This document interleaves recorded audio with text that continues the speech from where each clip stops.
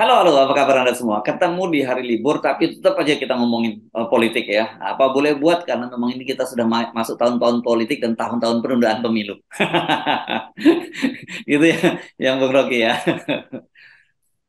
Ini ya tahun politik sebetulnya, tetapi lebih dari itu ini tahun yang dipolitisir, tahun Hmm, politis, tahun yang sangat dipolitisir. Kalau hmm, tahun politik ya maksudnya biasa aja tuh, tapi karena hmm. berbagai macam isu atau fakta menunjukkan bahwa tahun ini akan berbahaya secara politik. Itu yang Ya, ya, harus kita ini. Ya, amati. ya. Ya, dan ini kalau meminjam Bung Karno pernah menyebutkan ini tahun-tahun very, very coloso. Gitu ya. Ya, apa namanya, menyerempet nyerempet bahaya, very very colossal. Harus berani merempet bahaya. Ya, ya, ya. Dan tapi kalau kita lihat kan ini kita tahu lah ini proyek lah ya Bung Rocky ya. Ini bagian dari proyek penundaan pemilu gitu. Dan si kelihatannya juga bakal kalau feeling saya ya, kita nggak tahu kalau nekat ya. Feeling saya ini bakal bakal batal lagi karena semua kalangan ahli hukum tata negara dan sebagainya, biasanya kan ahli hukum tata negara ini beda-beda pendapat gitu. Sekarang ini semua sama. Termasuk bahkan Pak Yusril Iza yang kita tahu dia cukup dekat dengan Pak Jokowi juga itu menurutkan keliru dan sebagainya. Kalau Pak Jimli menyatakan itu harus dipecat hakimnya, bahkan Pak Mahfud MD juga dimintakan KPU diminta untuk melakukan perlawanan habis-habisan dan kalau dieksekusi rakyat harus menolak ya, gitu ya. Ini menurut saya ini menarik ya, Bung Rocky kan. Tapi yang menarik juga Mahkamah Agung membela keputusan dari Pengadilan Negeri Jakarta Pusat ini. Saya ngerti posisi Pak Mahfud. Kalau Pak Yusril dan Pak Jimli tentu karena dia di luar, dia Mm-mm. tahu apa yang betul-betul secara uh, konstruksi hukum itu melanggar. Dan itu udah dibahas banyak. Tapi yang unik adalah Pak Mahfud yang selalu memberi semacam posisi, saya mau sebut posisi Machiavellian dalam Oh, masalah-masalah oke. ini. Oke, jelaskan, Ya, jelaskan. sebelum, Ini orang sering salah sebelum, paham sebelum nih, Mas Evel ini. Coba dijelaskan. Oke. belum disalah pahami lagi. Kan dulu Machiavelli dianggap sebagai filsuf, ahli tata negara yang mempromosikan prinsip uh, apa namanya, prinsip itu segala hal bisa jadi halal itu. Hmm. Tujuan membenarkan cara, Yes. end justifies mean. Hmm. Dan orang anggap itu adalah pelajaran buruk tentang kekuasaan. Tapi sebetulnya Machiavelli bukan mengajarkan cara buruk kekuasaan, tapi dia membocorkan hal yang buruk di dalam kekuasaan itu. Yes. Nah. Kita mesti baca Machiavelli dengan cara itu. Karena Machiavelli adalah penasihat Hmm.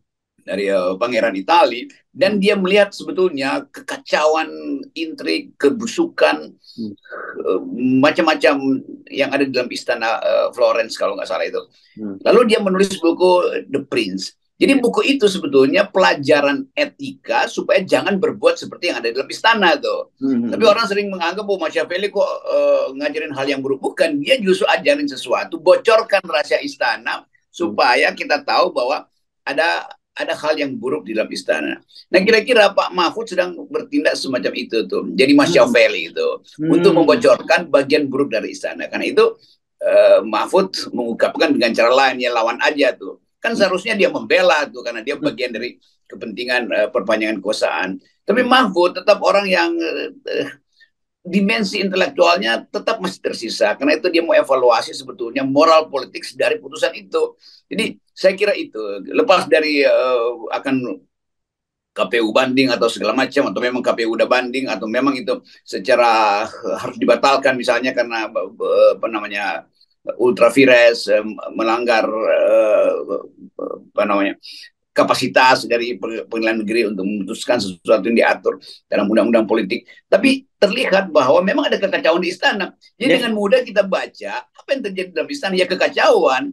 Ada Hmm. operasi intelijen untuk menunda pemilu, tetapi terlalu dangkal caranya. Tetapi Hmm. jangan lupa, tetap upaya penundaan ini masih akan berlangsung tuh. Dan berkali-kali FNN ulas itu, bahwa di ujungnya masih ada peralatan yang paling strategis dari presiden, itu Perpu. Jadi Hmm. kita mau ingin tahu apa nanti keterangan awal atau prediksi Pak Mahfud kalau akhirnya kekacauan ini juga di ujungnya menghasilkan Perpu, yaitu Ya. penundaan pemilu. Kenapa? Karena kekacauan. Hmm. Jadi itu sebetulnya komplikasinya ada di situ. Ya, ya, ya, ya, ya. Dan sebenarnya ini ini udah diantisipasi oleh Pak Mahfud MD yang sekarang bermain peran sebagai Machiavelli gitu ya. Karena dia menyatakan begini dalam salah satu unggahnya, dia menyatakan bahwa ini sebenarnya kalau keputusan ini harus bisa gak mudah dipatahkan lah gitu. Tapi kata dia yang harus diimbangi itu adalah kemungkinan terjadinya ini kontroversi dan kegaduhan. Ya, kelihatannya dia juga udah baca begitu juga, Bung Rocky. Ya kan Pak Mahfud kan tiap hari nonton FNN, jadi dia tahu Oh gitu. arahnya. Jadi kita bisa baca juga apa motif Pak Mahfud untuk mengantisipasi bagian ini akan menimbulkan kegaduhan. Jadi Pak Mahfud tahu skenario yang lebih panjang sebetulnya kan. Mari Ya, kita kejar-kejaran logika aja dengan Mahfud. ya. Pasti beliau tahu skenario yang panjangnya apa gitu. Jadi dia kasih wanti-wanti juga bahwa oke, ini masih ada hal lain yang sedang disiapkan oleh istana. Jadi bagus juga kita anggap bahwa Pak Mahfud ini semacam deep throat di dalam kasus Ya, ya. Watergate dulu tuh. Ya, ya, ya. All the President Man. Dan Ya, ada ya. yang membocorkan keadaan istana tuh. Jadi lengkaplah pengetahuan kita tentang istana. Pak Jokowi cemas, dia nggak tahu mau bikin apa. Dia coba terima semua nasihat dari orang sekitarnya, termasuk teori yang dangkal ini, yaitu membatalkan pemilu melalui putusan pengadilan negeri, dan akhirnya gagal sebagai ide. Tetapi dia belum gagal sebagai proyek. Sebagai ide dia gagal, tapi sebagai proyek ini masih berlangsung. Karena tadi Mahfud MD sendiri yang mencoba memberi sinyal pada publik bahwa ada sesuatu yang bisa lebih besar dari ini nih. Jadi kira-kira itu. Jadi kita berucapkan terima kasih pada Pak Mahfud karena dia sudah playing Machiavellian ethics. Ya, oke. Walaupun sebenarnya kalau dalam negara yang demokrasi tidak boleh ya kita mengomentari putusan hakim. Tapi kan negara kita pseudo demokrasi, jadi ya boleh dong. Jadi kita anggap juga Pak Mahfud itu tuh pseudo politician, dan bagian-bagian akademisnya masih kita ingin tagih dari beliau. Itu poin yang bagus tuh, pseudo politician di dalam pseudo demokrasi. Yes, oke. Nah, saya kira nggak salah kalau kemarin analisis kita kan kita langsung jumping conclusionnya bahwa kita nggak usah bahas soal perdebatan hukumnya gitu. Apakah ini benar salah atau apakah itu melampaui kemenangan atau itu nggak penting. Sebenarnya kita sudah menangkap ya soal yang paling penting itu adalah agenda besar, skenario besar penundaan pemilu kan gitu ya, Bung Rocky ya. Ya dari awal itu agenda kita. Jadi framework kita adalah menganalisis potensi dan akal-akalan semua variabel yang memungkinkan pemilu ditunda. Dan dalil kita adalah Presiden Jokowi belum punya penerusnya. Presiden Jokowi gagal untuk menjadikan Ganjar sebagai penjamin kehidupan politiknya setelah dia lengser karena masih ada problem dengan Ibu Mega. Di dalam keadaan itu sebagai politisi yang banyak masalah, kalau sebagai presiden ya oke, udah dipilih rakyat kan. Tapi Pak Jokowi juga kan ada politisi banyak masalah di situ dan itu bisa dipersoalkan oleh penggantinya nanti itu atau oleh tekanan publik. Jadi hal ini yang menunjukkan bahwa memang istana belum selesai dengan upaya untuk mengkonsolidasi penundaan atau bahkan perpanjangan masa jabatan tuh. Segala macam hal masih bisa kok dilakukan istana. Peralatan perpu atau pengendalian intelijen itu tetap istana itu punya niat untuk menambah-nambah kekuasaan. Kita mesti duduk itu supaya ada poin.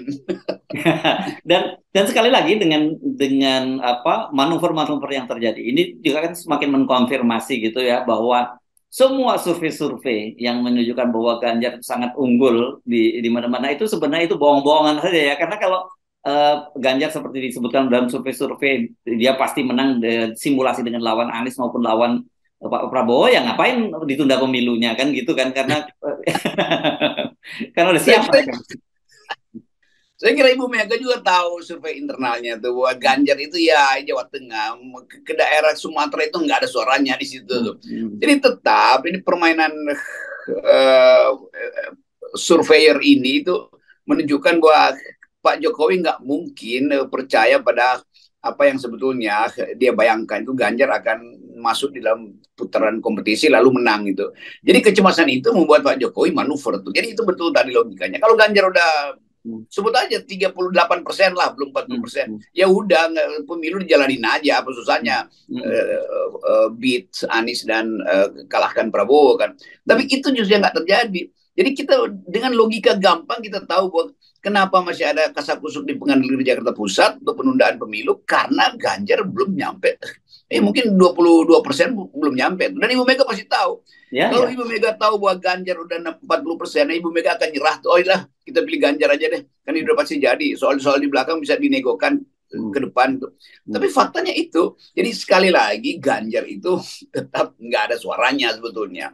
Dengan alasan bahwa Jokowi masih belum ingin pemilu itu dilakukan. Jadi kira-kira Jokowi ingin, kalau ada seorang yang elektabilitasnya udah tinggi, baru saya mau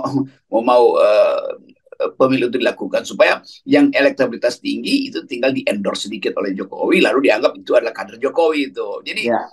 Jadi logik di belakang itu adalah kecemasan presiden karena Ganjar elektabilitasnya masih sangat rendah. Yes. Dan kita teruskan ya. Kalau Ganjar itu sangat digdaya begitu, pasti Erlangga dan Golkar juga dengan cepat sepakat gitu ya.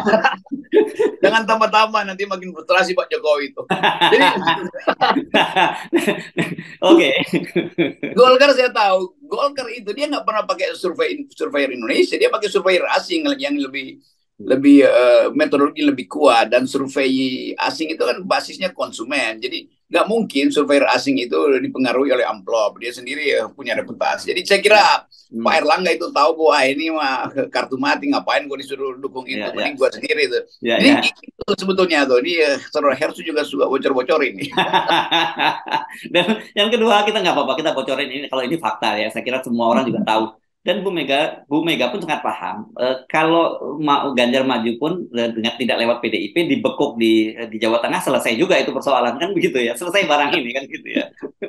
Itu masalahnya. Jadi Ganjar ini ditawan di semua lini itu, lini elektabilitas, lini lini moral masih ada soal IKTP, lini popularitas juga nggak bisa orang mau jadi presiden cuma dengan bahasa tubuh yang lenggak-lenggo atau cari kontroversi. Tetap orang mau tunggu ide. Jadi Ibu Mega juga merasa ya mau kemana sih lo, kalaupun lo dipaksain, seandainya pun KIP itu direkayasa untuk mengusung Ganjar dengan segala macam kapasitas presiden untuk merekayasa, toh di ujung dijegal di Jawa Tengah, itu selesai problemnya. Jadi sama seperti Anies itu, ya mau seluruh Indonesia, kalau Jawa Timur itu nggak dipegang ya nggak dapat apa-apa tuh. Nah dalam keadaan semacam itu Prabowo bergembira karena menganggap bahwa saya lebih santai. Jadi itu Pak Prabowo mungkin ya dia santai-santai aja.